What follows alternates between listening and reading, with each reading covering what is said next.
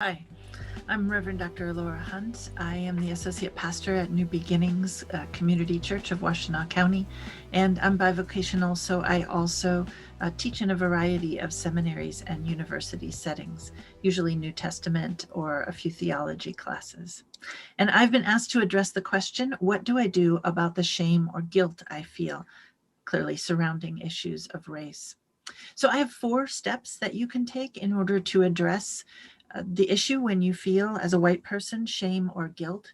And the first one is not to try to escape it. The first thing we often do when we feel shame or guilt surrounding race is we want to push it away. And when we want to push it away, usually we do it by saying things that are not helpful. Maybe we say things like, but I have a black friend, or I have family members who are black, or, and these are from Be the Bridge, I'm afraid to say anything about race because I know I'll say the wrong thing. Or you're being divisive when you bring that up. Or why does everything have to be about race? Or, well, what about reverse racism? Or since I'm a white male, everything's my fault, right? Or just generally, but I'm not a racist. When we respond in those ways, when we push away our own shame and guilt by saying those things, we not only hurt other people, but these phrases also get in the way of our own growth in holiness. So, if we've been able to hold back and not respond in that way, the next thing to do is to sit with that feeling, sit with the shame and guilt we feel. How we do that, there's a variety of techniques that you can use. You can just ask yourself, how am I feeling this feeling? Maybe come up with a name for it. Is this shame or is it guilt? And you can ask yourself, well, how is this feeling making my heart feel? How is it making my stomach feel? How is my face flushed? What exactly is going on? What that does is it slows you down and it helps you to process the feeling before you react from that feeling. If we've managed to do number 1 and number 2, then we can start to get curious about where that feeling came from. What happened that caused you to feel that feeling? What topics were being brought up? When I started attending New Beginnings, which is a primarily Black church, I kept thinking about 2 things. I kept thinking about slaveholders and all the hard things that I knew slaveholders had done, and it wasn't abstract anymore. Slaveholders did those things to the ancestors and relatives of people I was attending church with. And remember, this wasn't that long ago. There are people alive today who remember their parents or grandparents telling stories of being enslaved. And so that was one thing that was often in my mind that was causing feelings of shame and guilt. The other thing that I discovered I often was thinking about was my grandfather. And suddenly, all the racist things I'd ever heard him say when I was a little girl, all of those phrases and conversations were suddenly in my head. I didn't even know I remembered them. And yet, there they were. And so, what I decided to do in that particular circumstance was I decided that I needed better white role models than slaveholders and my grandfather. And so I began to do some research. For one thing, I looked up and thought about some of the pictures I had seen about the civil rights movement.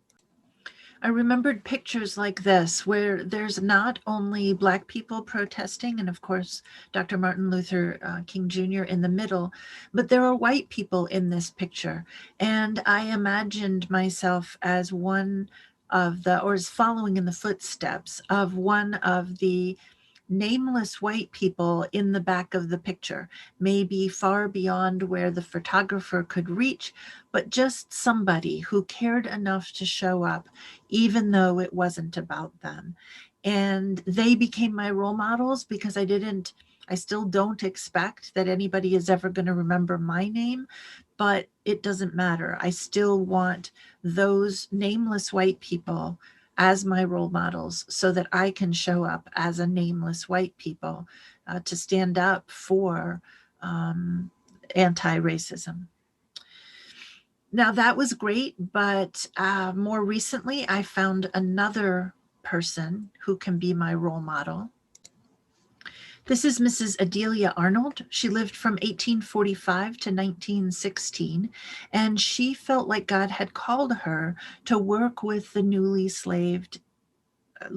freed slaves, that she was called to help to educate and evangelize the slaves. And she was determined to treat Black people with respect, which was not usual for white people in that time and place. Now, because she chose to do that, her husband ended up divorcing her because her husband wanted ultimately to work with newsboys in Chicago, along with side people like John Rockefeller, and be respectable rather than doing the work that Mrs. Adelia Arnold felt called to do. So she has become a role model for me as well. Her dedication to working against racism, even though it cost her. Now, depending on what you find has triggered your shame or guilt, you may have something else that you want to research.